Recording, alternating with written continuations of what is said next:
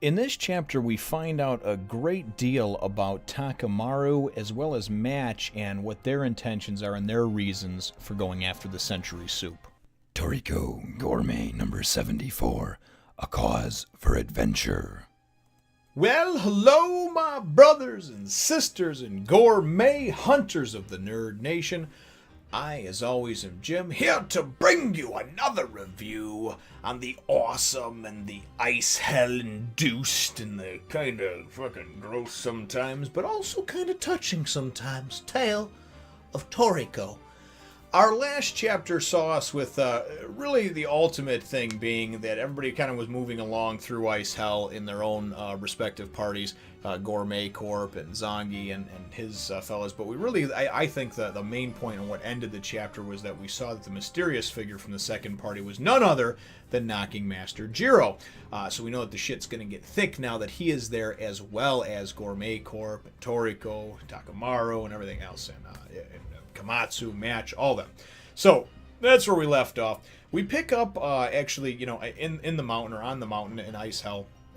And really this whole chapter serves as background exposition for Match and his group and the Gourmet Mafia that he's with, and Takimaru and the Gourmet Knights that he's with, and really their background and their reason for being here and for Century Soup to begin with. We wind up finding out Komatsu goes and there's this cute little wall penguin, I think they call it, that are like an endangered species, and I winds up kind of taking a liking to Komatsu. But nonetheless, as they're all sitting around making camp for the night, Match winds up saying, hey, listen, I got to turn in early, I'm exhausted, got a big day tomorrow, blah, blah, blah. Goes to his tent, and as he does, he kind of says something in his head about how I can't wait to fight you, and he doesn't even want to defeat Toriko, he just wants to wipe the smug look off of his face, I guess, right? That's what he says. So he goes off into his tent, and the few guys that he's got sitting around with him, part of his little mafia guys and what have you, Komatsu starts talking to them and says, where are you guys from, and this and that. And they don't say anything at first, And then one of them answers and says, Nerg City, right?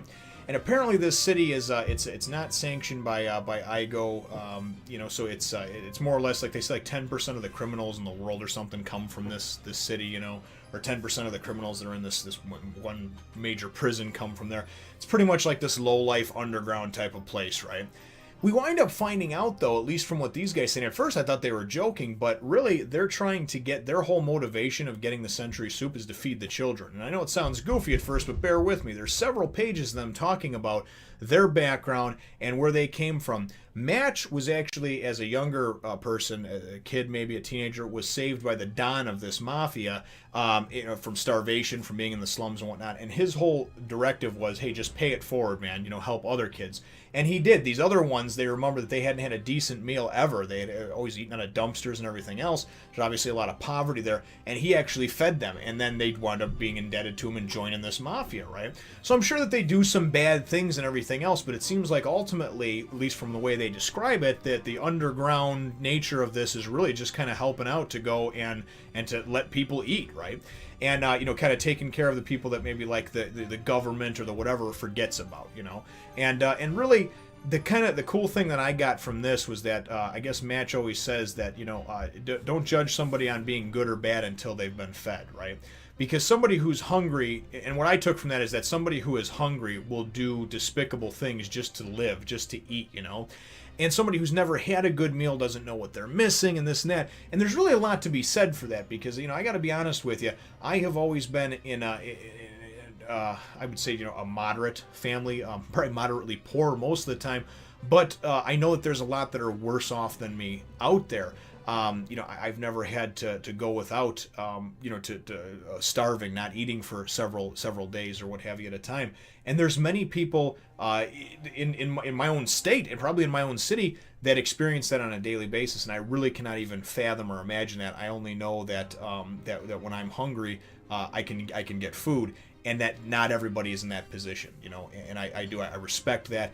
I realize it, I acknowledge it, and I have respect for the fact that there's many people out there that have it much harder than I do. So for me to complain about things a lot of times is very superficial and doesn't hold a lot of weight. So it really kind of touched me reading that part about it. I liked it. Whether that's a bullshit story, a cover story, and they have these ulterior motives, they are after all with this Gourmet Mafia, I don't know. But right now, it looks like they have genuinely good intentions, right, of getting this Century Soup. So then Toriko says, well, how about you, Takimaru, right? The Gourmet Knights, they wouldn't send a one-man show and everything else. So he goes and explains that he needs money. He needs money to buy this medicine from the country of life, right? And apparently medicine itself is pretty much like frowned upon and looked upon as an outside evil thing, I guess you would say, something like that about the Gourmet Knights, because it's chemical, it's not natural, right? But anything, all the medicines from this country of life are all natural, herbal, whatever you want to say, you know what I mean? And so that's okay. But so he obviously is on this quest to save somebody, and he actually goes and winds up tearing up when he's talking about it, because it's obviously somebody that he cares for. Now, I'm not sure, because then at the end, then towards the end of it, he goes and he says, Aimaru, or whatever his name is, the leader of their group, he says, I'll be back soon. So I don't know if that's the person who's sick, and he's going to try to, earn this money to get it, but he's basically going and broken off for the time being. They don't even know that he's there, his group, the Knights. And it seems to be more of like along the lines of more of like a religious type group, and whatnot, but he, like I say, has a very nice backstory as well. Now, whether he's completely 100% on the level legit, I don't know. But Toriko has some respect for him, after that. He says, hey, man, that's I respect that. If you feel that strongly about something that you're going and shedding tears over it, manly tears, whatever kind of tears, then obviously it's a good thing. It means that much to you, So I really like this. And although the chapter, as far as anything happening with action and that sort of thing, this wasn't the chapter for that, it doesn't matter, because to me, these are the better chapters anyway. These are the ones that give that background of the characters, that exposition that you need to know about these characters moving forward. And I think it's nice to know what it is that drives them, right? So anyways, then they say, well, Toriko, how about you? What are you here for? And he's like, oh, just, of course, I'm just here to taste the century soup, to eat the century soup, And as the chapter goes to end, we see Match laying in his tent over there, and he's thinking to himself, he's like, yeah, right, you're here for Komatsu as well, And it's neat to see Komatsu on this whole journey as well, because it's almost like, even though these death-defying, harrowing things happen to him, it's kind of like he needs this, and Toriko acknowledges that, like he needs this to grow as a person, So Komatsu, to me, is also one of those wild cards, one of those really interesting characters, because there's layers and there's depth to him, I think, So very, very cool stuff. And I like that. And then at the end of it, we wind up seeing, we go and we actually see, and I forgot to tell, too, this is the most important thing. At the beginning, they talk about how as the century soup is starting to kind of melt down, it creates like this gassy, like chemical type thing. It's almost like an aura that comes off. It looks like an aura or an aurora borealis type deal, but it's actually the steam that's coming off from the soup, right? And it's kind of like, he explained it as like pulling back the curtain on a restaurant that's been closed for 100 years, right? Now all of a sudden it's open. But if you can imagine that bubbling pot of stew or soup or whatever it is, and those great aromas coming to you, and you just see the sort of steam coming wafting out, that's what they need to follow, and that'll take them to the century soup. And it reminded me of that because it starts with that, and then it closes at the end of the chapter with seeing the three Gourmet Corp fellas, obviously Bogey Woods, Barry Gammon, and Tommy Rod, have now reached the Mountain of Ice Hell. So very, very cool stuff, man, and I am just dying to get into the next one. So my chapter question for you, though, brothers and sisters, is what are your thoughts on, I guess, what's driving Takimaru and Match? Obviously, it's two different things. They're two separate beings, so you can answer for one, both, or one or the other, or both, whichever one, whatever you feel comfortable with. But let me know what your thoughts are now that we found out. And I don't know, the lipstick may come off the pig. Maybe one of these stories is bullshit, but it was, for me, it was kind of heartfelt. It was heartfelt, and I got a little choked up when I was reading it.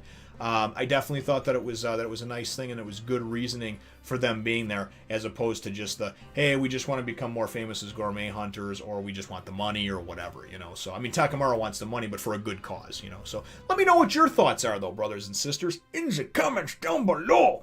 Feel free to hit the thumbs up, the like button if you should think that I deserve it, and subscribe if you haven't done so already. We will look forward to catching all of you in the next one, nation. The boobs, Nami says to follow me on Twitter, Facebook, Instagram, and even my other channel.